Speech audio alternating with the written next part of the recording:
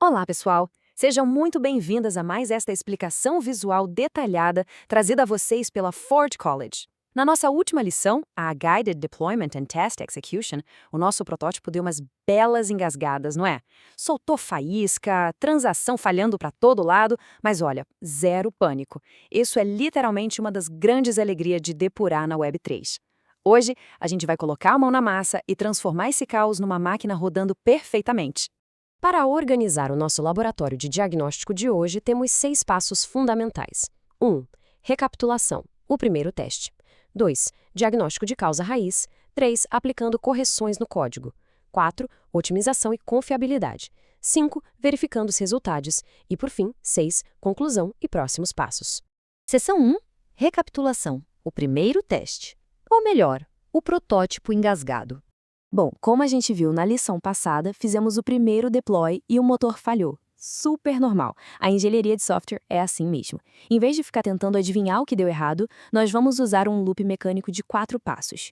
Primeiro, reproduzir a falha de um jeito totalmente previsível, capturando locks. Segundo, diagnosticar e isolar a causa raiz. Terceiro, corrigir, mexendo o mínimo possível no código. E quarto, otimizar para a rede não quebrar de novo. É exatamente assim que a gente pega um monte de erro bruto e transforma num relatório de depuração super estruturado. Seção 2. Diagnóstico de causa raiz. O nosso laboratório de diagnóstico. Sabe, existem alguns suspeitos bem comuns quando as coisas travam na Solana. Por exemplo, a divergência de contas, que é basicamente esquecer uma conta obrigatória ou mandar tudo na ordem errada. Temos os nonces obsoletos. E também a incompatibilidade de interface, que acontece quando o nosso código Rust lê os dados de um jeito, mas o programa lá na blockchain está esperando outro. Mas, de verdade, o grande vilão costuma ser o orçamento de computação. Pensa nele como a quantidade exata de combustível que uma engrenagem precisa para girar. Se a instrução for muito pesada e faltar gás, a transação simplesmente morre na hora. E tem um conceito que a gente precisa dominar agora, o hash de bloco recente, ou Recent Block Hash. Imagina que esse hash é um ticket VIP com um carimbo de data e hora para poder passar pelo segurança do validador da rede.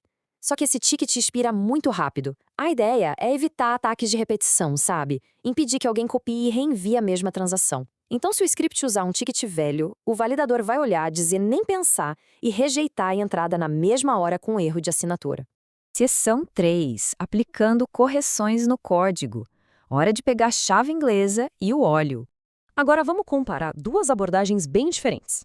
A gente tem o script frágil, que simplesmente joga a transação na rede e torce para dar certo. Se a rede deu uma piscadinha, já era, falhou. Do outro lado, temos o script robusto.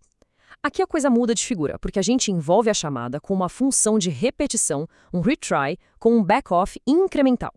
É como colocar amortecedoras num Jeep para ele aguentar as estradas super esburacadas da Solana. Se der um problema rápido na rede, o script espera uns milissegundos, tenta de novo e vai dobrando o tempo de espera até o limite. Muito mais seguro. E aqui está o verdadeiro pulo do gato.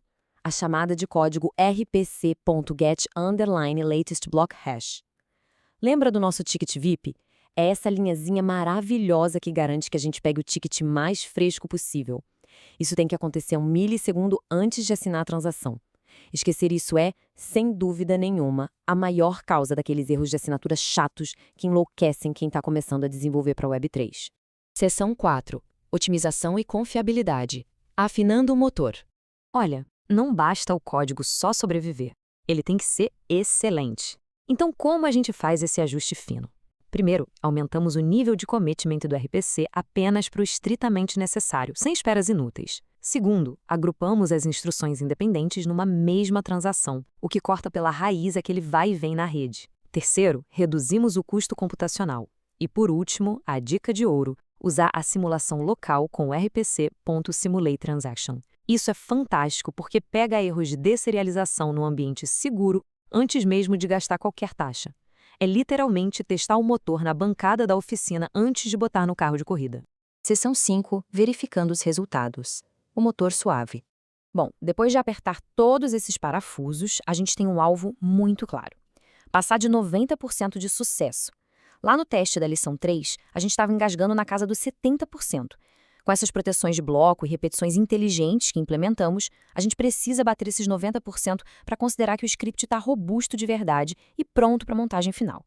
E quando a gente coloca os dados de engenharia lado a lado, uau, a diferença é brutal.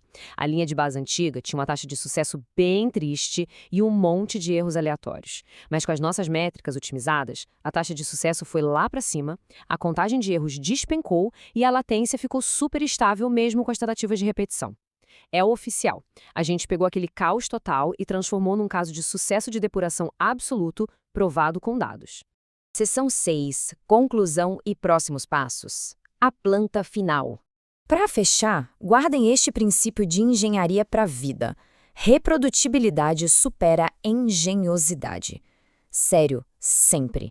É 1000 vezes melhor registrar o ambiente exato e gerar bons logs para conseguir recriar um erro passo a passo do que tentar escrever um código super complexo e mágico que vira um pesadelo completo na hora de tentar descobrir o que deu errado.